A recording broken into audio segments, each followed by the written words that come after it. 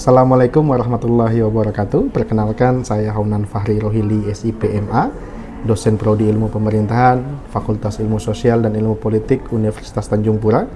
Pada kesempatan hari ini kita akan membahas tentang mata kuliah Birokrasi Pemerintah Indonesia yang merupakan salah satu kompetensi yang saya dalami baik secara kajian, praktek, riset, dan juga pendampingan di pemerintah daerah. Mata kuliah Birokrasi Pemerintah Indonesia merupakan mata kuliah wajib bagi mahasiswa Prodi Ilmu Pemerintahan pada semester 3 dengan beban SKS 3. Adapun CPL yang ingin dicapai melalui mata kuliah ini yang pertama tentang sikap 9, perilaku 5, keterampilan umum 1, keterampilan umum 9, dan juga keterampilan khusus 4. Sedangkan CPMK yang ingin dicapai pertama untuk mengetahui dan memahami bagaimana arah perkuliahan birokrasi pemerintah Indonesia. Yang kedua untuk memahami dan mengetahui bagaimana kemudian pemerintah itu merupakan sistem yang dinamis. Dan yang ketiga untuk mengetahui dan memahami bagaimana kemudian sistem remunerasi, sistem penggajian birokrasi pemerintah dan juga birokrasi yang memberikan pelayanan kepada masyarakat. Baik, berikut kita saksikan bagaimana video pembelajaran mata kuliah Birokrasi Pemerintah Indonesia. Selamat menyaksikan. Baik, selamat siang. Assalamualaikum warahmatullahi wabarakatuh. Salam sejahtera untuk kita semua. Sehat teman-teman? Sehat. Alhamdulillah. Oke. Nah, kita akan lanjutkan materi kita di pertemuan sebelumnya. Nah, kita akan fokus di hari ini akan membahas tentang konteks kekuasaan, netralitas birokrasi.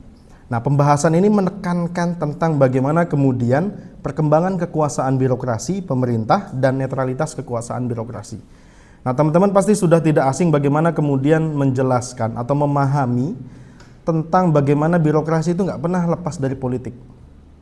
Entah dia berpolitik, entah dia dipolitisasi, entah dia kemudian menjadi alat politik dari para politisi di daerah. Konteksnya di daerah. Nah, apa tujuan pembelajarannya? Ada 3 tujuan pembelajaran sederhana yang kemudian akan menjadi bagian dari kajian kita pada siang hari ini. Pertama terkait dengan konteks konsep netralitas birokrasi. Nah, minggu lalu kan kita sudah bahas tentang ideal of organization atau birokrasi rasionalnya Max Weber. Nah, konteks salah satu indikator yang penting dalam rasional birokrasi itu tentang bagaimana kemudian birokrasi itu harus bersikap netral. Netral dalam hal apa? Netral dalam pelayanan, netral dalam bersikap, dan yang paling penting adalah dia harus netral dalam pelaksanaan politik, dalam pelaksanaan pemilu. Kenapa? Kenapa kemudian birokrat itu cenderung dijadikan alat politik? Kita ambil contoh misalnya kepala dinas. Kepala dinas pendidikan deh. Kepala dinas pendidikan berarti dia membawahi seluruh sekolah-sekolah yang ada di daerah tersebut. Misalnya kepala dinas pendidikan kota Pontianak, maka dia akan membawahi seluruh kepala dinas pendidikan, seluruh kepala sekolah tingkat SMP, SMA itu di provinsi dan tingkat SD. Nah, ketika dia bisa memobilisasi tadi kepala sekolahnya, dia bilang kepala sekolahnya kan tolong kondisikan, kita harus menangkan Pak Edi Kamtono misalnya gitu kan. Maka secara otomatis kepala sekolah ini ikut. Dia nggak berani kemudian, oh Pak saya harus netral. Kenapa? Karena tadi jabatan-jabatan strategis di pemerintah daerah itu tidak lepas dari keberadaan politisi. Ada yang namanya pejabat pembina kepegawaian daerah. Betul birokrat itu jabatan karir. Tapi kemudian yang menjadi top leadernya adalah kepala daerah. Usernya kepala daerah. Walaupun ada mekanisme lelang, tapi tetap kewenangan kepala daerah itu menjadi mutlak. Misalnya di lelang nih ada 1, 2, 3, 4 orang ikut lelang kepala dinas PUPR. Jago-jago semuanya. Orang saya misalnya si Pauji, yang nggak bisa kerja, nggak bisa apa-apa, tapi dia jago, skillnya jago gitu. Waktu kampanye kemarin dia kasih modal politik buat saya, kasih kemudian modal ekonomi buat saya. Ketika lelang jabatan 3 ini tertinggi, saya bilang, saya nggak mau pakai 3 itu. Saya maunya pakai Pauji. Akhirnya disetting lah itu. Walaupun ada Baper Jakat namanya, Badan Pertimbangan Kepegawaian dan Kepangkatan, tapi tetap selera kepala daerah itu menjadi hak mutlak. Itu yang kemudian menjadi dasar kenapa politik dan birokrat itu tidak bisa dipisahkan. Kedua, kita akan menganalisis tentang bagaimana kekuasaan birokrasi digunakan secara politik. Ini konteksnya teori Barbara Gates. tentang political use of birokrasi dalam bukunya yang berjudul Political Dilemma. Ini menjelaskan tentang bagaimana politik dan birokrat itu tak akan pernah terpisahkan. Nah, yang ketiga mengaitkan antara teori dengan kondisi birokrasi Indonesia kontemporer. Jadi ada 3 tujuan yang mau kita capai pada siang hari ini. Pertama tadi terkait dengan konsep netralitas birokrasi, kemudian yang kedua terkait dengan konteks political use of birokrasinya Barbara Gates, dan yang ketiga bagaimana kemudian kita mengkaitkannya dengan birokrasi Indonesia kontemporer pada saat ini. Nah, pertanyaan sederhana, ini teman-teman harus bisa jawab. Kenapa ASN bisa jadi alat kekuasaan dalam pemilu? Ada yang tahu? Apa, Eral?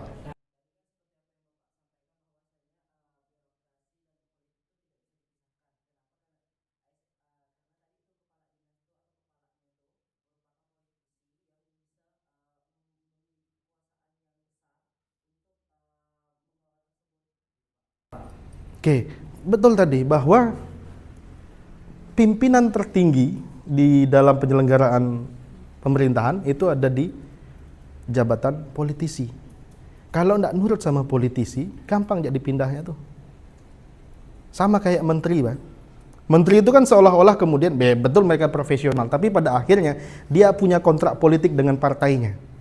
Nah, di level pemerintah daerah juga sama, ketika misalnya ASN itu tidak nurut dengan top leadernya, ya mohon maaf, bisa diasingkan. Makanya ada istilah nanti teman-teman kalau udah masuk ke pemerintah, akan muncul istilah diasingkan, akan muncul istilah dirumahkan. Ada jabatan-jabatan eselon 2, seperti asisten pemerintahan, asisten ekonomi, pembangunan, atau ya asisten bupati lah gitu kan.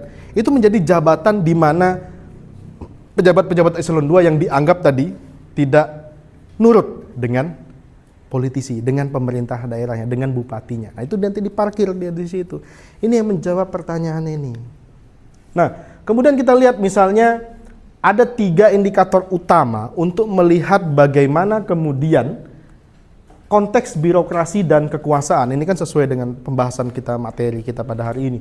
Pertama, birokrasi itu tulang punggung negara modern. Mau bagus, mau jelek layanan birokrasi, tidak ada opsi kan? Kalian punya KTP kan? Ada enggak tempat lain bikin KTP? Enggak ada kan? Artinya apa? Ya karena dia menjadi satu-satunya pelayan publik di administrasi kependudukan, maka apapun yang dilakukan, apapun kesulitan, apapun kemudian alasannya bahwa blankonya tidak ada dan lain sebagainya, enggak punya opsi. Tetap ya harus datang ke Dukcapil. Enggak ada misalnya Dukcapil swasta, enggak ada. Tetap Dukcapil itu miliknya pemerintah daerah atau pemerintah pusat di bawah Kementerian Dalam Negeri. Yang kedua, dalam prakteknya birokrasi dalam pusaran kekuasaan politik tidak hanya menjadi pelaksana teknis tapi jadi alat kontrol politik. Nah, nanti ini akan kita lebih jelaskan, lebih mendalam dalam teorinya Barbara Gates tentang political of birokrasi dalam bukunya Political Dilemma.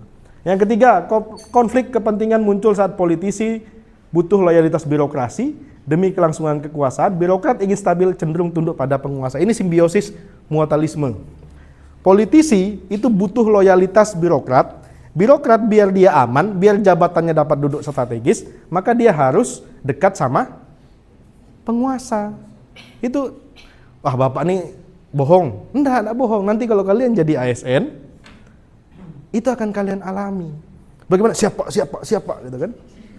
Baik pak, siap perintah, siap arahan, laksanakan. Enggak ada membantah. Jadi walaupun kemudian birokrat itu jabatan sipil, tapi sistemnya komando, seperti layaknya di TNI Polri. Bedanya kalau TNI Polri habis rapat, habis siapa itu di luar enggak ngedumel, enggak ngomong macam-macam. Tapi kalau sipil itu kan di dalam rapat dia bilang siapa, nanti begitu sampai di luar ruangan dia bilang, ngapa kayak gitu bapak tuh, katanya kan. Tapi pada akhirnya tetap dilakukan, tetap dijalankan. Nah, itu yang menjadi kemudian masalah kita. Di depan siapa, di belakang tuh diomonginnya gitu kan. Misalnya ada grup bidang kesejahteraan masyarakat. Nanti ada grup kecilnya tuh yang kemudian kelompok-kelompok kecil di dalam birokrasi. Misalnya dia pro terhadap pimpinannya, ada grup WA-nya. Nanti kontra terhadap pimpinannya, ada grup WA-nya.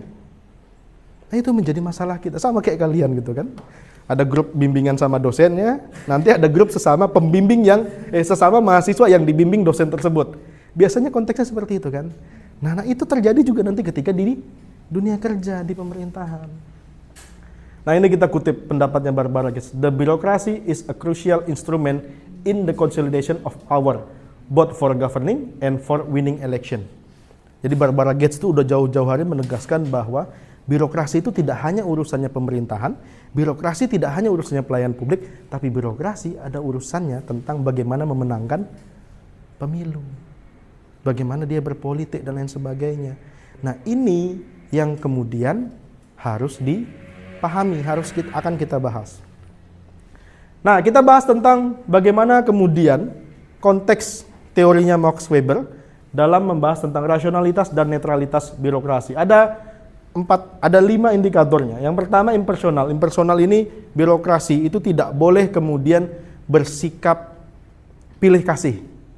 Mentang-mentang yang datang ini tetangganya, gitu kan? Begitu dia mau urus dokumen, dia bilang, abang tunggu aja di rumah, atau kakak tunggu aja di rumah, nanti saya antar. Betul enggak birokrasi kita? Impersonal. Apa impersonal tadi? Tidak berdasarkan hubungan pribadi. Kemudian hierarkis. Nah, ini hierarkis ini maksudnya adalah ada struktur jabatan yang tegas. Ada bawahan, ada atasan. Tapi ini yang kemudian membuat seolah-olah atasan sama bawahan itu menjadi hubungan yang sangat jauh. Tidak boleh bawahan itu menegur atasannya. Makanya tadi kan saya bilang, siapa begitu kepala dinasnya misalnya ulang tahun, jam 12 malam dia ketuk pintu tuh kan, happy birthday to you, happy birthday to you. Mungkin tidak seperti itu? Mungkin. Kenapa? Karena dia tidak punya skill. Dia tidak punya kemampuan untuk menunjukkan kinerja yang positif. Akhirnya yang dipakai skill apa tadi? Skill cari muka, skill menjilat, ABS dan lain sebagainya gitu kan. Yang ketiga itu ada hukum. Ini berarti birokrasi pemerintah kita itu didasarkan pada aturan hukum yang jelas. Kemudian yang keempat ada rekrutmen. Nanti kalau kalian mau jadi ASN itu ada rekrutmen yang jelas. Ada nanti CAT, itu konteksnya terbuka, live streaming. Jadi kalau kalian pintar ya ketahuan, kalau kalian kurang pintar itu juga ditengok kawan-kawannya di situ kan. Baru nanti dilempar ke lokasi yang ditujunya masing-masing.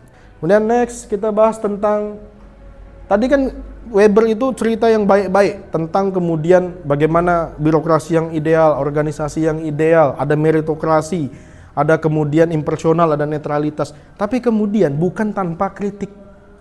Ada kritiknya, ada setidaknya 8 kritik terhadap birokrasi Weberian. Yang pertama itu kemudian dianggap terlalu kaku. Birokratis, lambat akan merespon perubahan. Yang kedua, impersonalitas membuat birokrasi cenderung dingin dan tidak peka sosial. Nah, kemudian yang ketiga, potensi lahirnya rule without responsibility.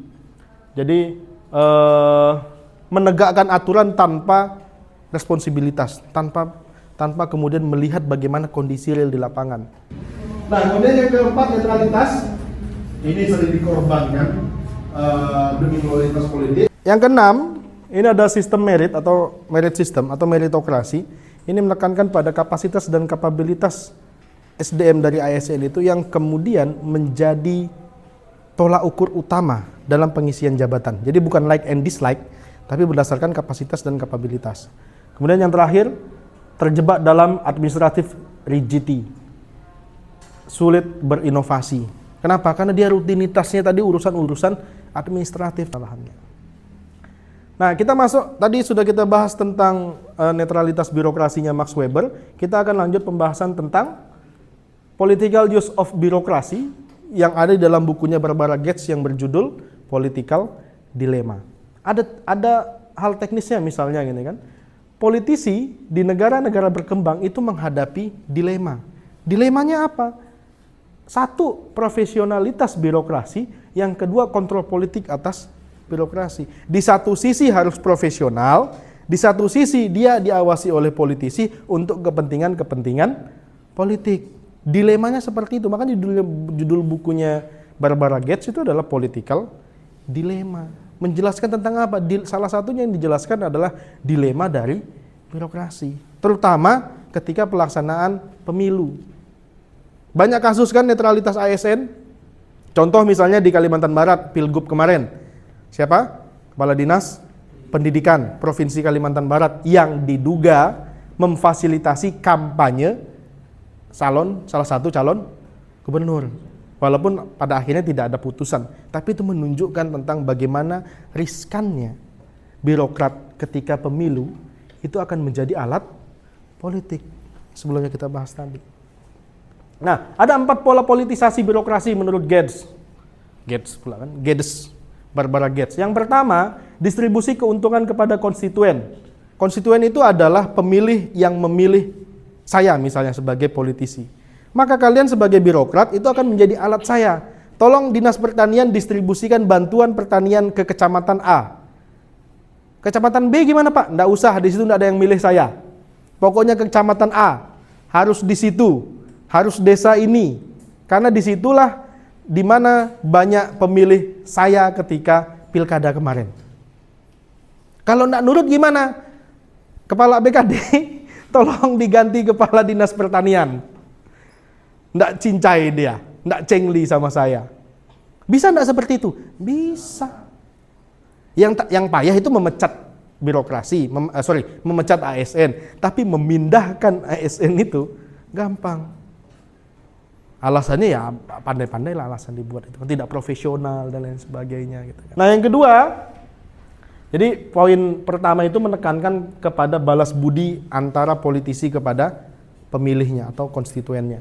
Yang kedua, sumber patronase bagi elit politik. Jadi bukan hanya sekedar kemudian memberikan distribusi keuntungan kepada konstituen, tapi juga kepada alat patronase untuk mengamankan koalisi dan dukungan. Misalnya, saya didukung oleh 3 partai, maka nanti proyek-proyek yang kemudian didistribusikan itu harus kemudian banyak diberikan kepada 3 partai yang mendukung saya. Untuk apa? Untuk mengamankan di parlemen. Politisi atau eksekutif, kepala daerah, kalau tidak didukung oleh mayoritas parlemen, itu pusing kepalanya. Kenapa? Setiap dia mengeluarkan aturan hukum, mengeluarkan kebijakan, maka yang kemudian di ACC-nya atau disetujuinya dari anggota legislatif. Kan mekanisme dalam penetapan aturan hukum itu kan 1 musyawarah untuk mufakat, yang kedua voting. Kalau musyawarah mufakat ada 80% pendukung pemerintah. Sepakat nggak dia? Sepakat. Anggaplah nanti tidak sepakat, dibuat voting. Udah jelas 80% itu tadi. Pasti setuju.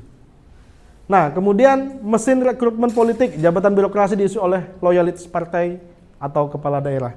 Jadi dia untuk mendukung 2 ini, maka jabatan-jabatan strategis, Dinas PUPR misalnya kan, yang banyak duitnya itu situ, Sekda, Kepala Bapeda, BPKAD, pokoknya yang strategis-strategis yang anggarannya banyak itu, biasanya diisi oleh loyalis-loyalisnya.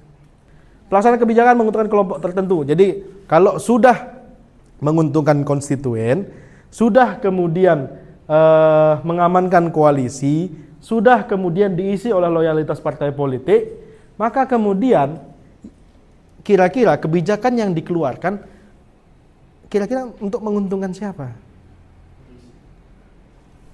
Kelompok itu tadi. Nggak mungkin dia berbaik hati ke oposisi kan? Nah, kemudian kita bahas tentang birokrasi Indonesia antara netral dan political. Jadi sebenarnya kita mau lihat apakah kemudian birokrasi kita itu netral atau birokrasi kita itu memang berpolitik. Poin pertama, aturan hukum jelas menegaskan bahwa ASN itu harus netral. Netral dalam memberikan pelayanan, netral dalam penyelenggaraan politik. Bahkan tidak boleh ASN itu foto gini kalau waktu pemilu. Pilkada kemarin tidak boleh gini, tidak boleh gini, tidak boleh gini. Kemudian yang kedua profesionalitas, tapi faktanya Ada 3 fakta di sini. Banyak kasus ASN tidak netral di pilkada pemilu, ikut kampanye, deklarasi, posting di medsos. Fenomena mutasi politik setelah pergantian kepala daerah. Nanti boleh kalian cek ya kan. Kemarin kita habis selesai pilkada kan Kalimantan Barat tuh. Apakah ada mutasi atau promosi jabatan di daerah kalian? Kalau ada, biasanya selang 6 bulan atau setahun. Nah itu nanti ketahuan, oh bapak ini berarti tidak dukung ini nih, bapak ini dukung ini nih. Bahkan di beberapa daerah itu sekda udah mulai diganti. Nah itu, oh berarti tak dukung. Itu kemudian cara mengukurnya. Jabatan strategis sering jadi kompensasi politik bagi loyalis. Ini biasa tadi. Yang sebelumnya hanya staf biasa, begitu selesai pilkada, naik dia. Jadi kasih kabit, sekdisnya, lama-lama, enggak lama-lama dia, sebentar, itu langsung jadi kepala dinasnya. Kemudian keenam, budaya patrimonial dan mentalitas ABS. Asal Bapak senang tadi siap perintah, siap arahan. Perlindungan. Jadi setelah Bapak senang, dia akan dapat perlindungan. Ada 2 yang akan dia dapatkan. 1 jabatan strategis, 2 perlindungan. Nah, orang-orang yang tidak punya kompetensi, itu yang ditunjukkan lebih selama-lama. Pengawasan. Tadi kalau udah cengli sama kepala dinasnya, kan minim pengawasannya. Bahkan dia bilang, kok enggak masuk hari ini? Biasalah Pak, ada urusan di luar. Oh iyalah, katanya. Nanti saya nitip sop tulang ya, katanya. Itu kan tidak boleh dalam birokrasi. Oke, baik. Nah, kita akan masuk ke diskusi. Ini akan memantik bagaimana teman-teman memahami konteks teori dengan realitas di lapangan.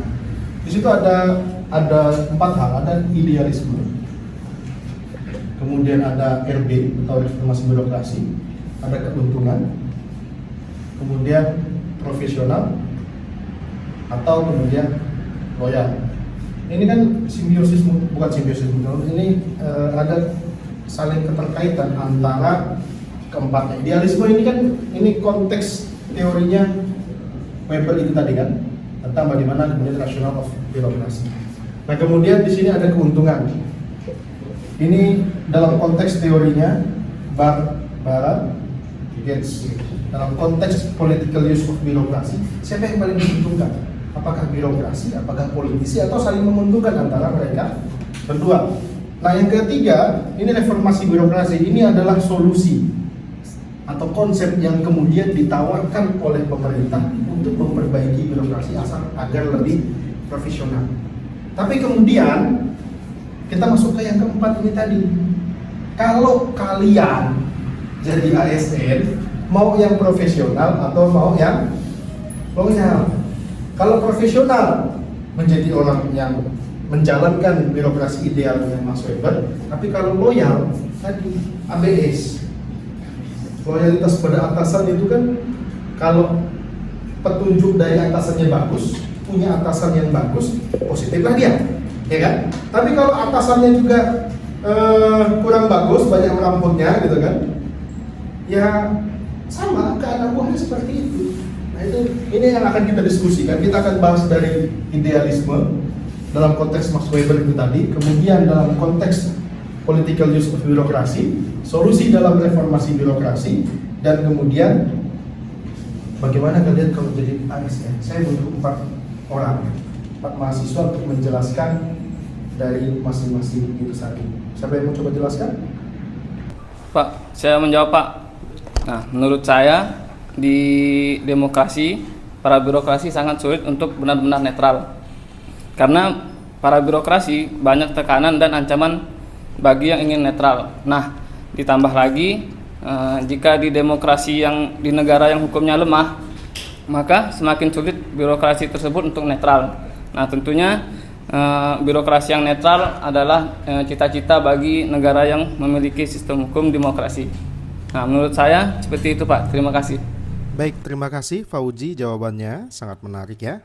Kemudian siapa lagi yang mau menjawab pertanyaan kedua?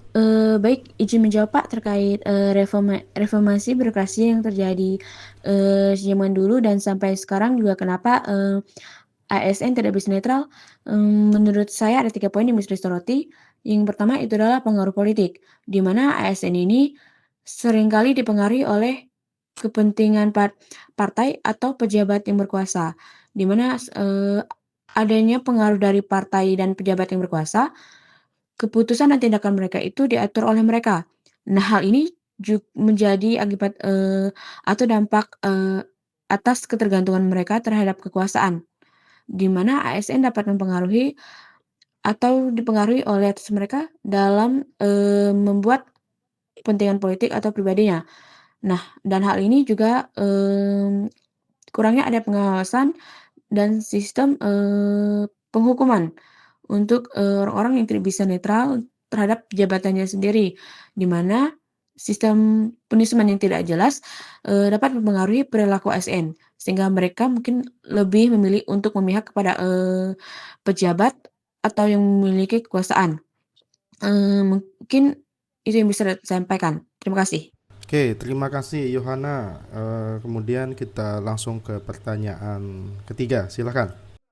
Baik Pak, saya ingin menjawab bagian keuntungan.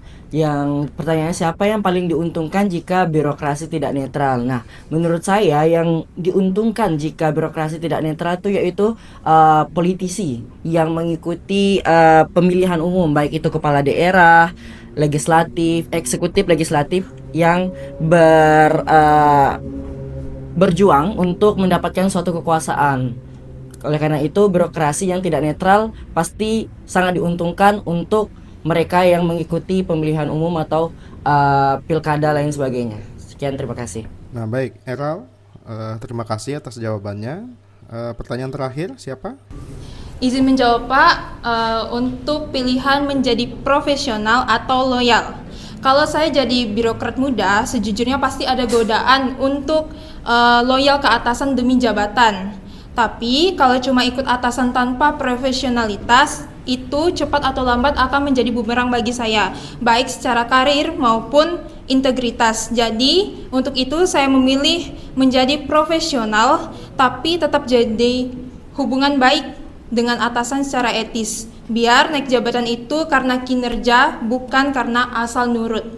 Demikian Pak. Oke, thank you Cindy dan teman-teman yang tadi sudah menjawab.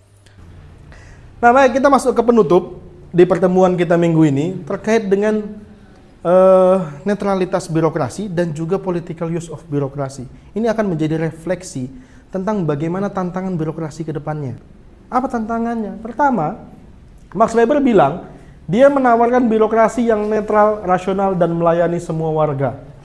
Betul seperti itu. Jadi Weber bilang birokrasi itu harusnya seperti itu. Tapi faktanya kan jauh. Kemudian yang kedua, menunjukkan sisi realistik dalam pandangannya Barbara Gates, birokrasi sering dipolitisasi dan berpolitik. Dipolitisasi oleh politisi, berpolitik juga dia. Kemudian yang ketiga, birokrasi berjalan di antara dua kutub, profesionalitas dan loyalitas politik. Tapi lebih seringnya kemana? Sini, loyalitas politik. Nah, terakhir ada reformasi birokrasi. Reformasi birokrasi belum menyentuh akar budaya kekuasaan dan patronase. Jadi birokrasi kita ini kan birokrasi warisan kolonialisme. Closingnya adalah kita bicara tentang birokrasi yang idealnya Max Weber, tentu saja seperti utopis. Tidak mungkin tercapai, tidak mungkin terrealisasi. Tapi kemudian yang harus teman-teman pahami adalah mau nggak mau kita harus mencapai itu. Kalau kemudian birokrasi terus berpolitik, kemudian birokrasi terus dipolitisasi, maka jangan heran kalau kemudian pelayanan publiknya tidak akan membaik, tidak akan maksimal. Nah, ini pembelajaran kita ke depannya, semoga memberikan pemahaman kepada teman-teman terkait dengan tujuan perkuliahan yang di awal tadi kita sampaikan.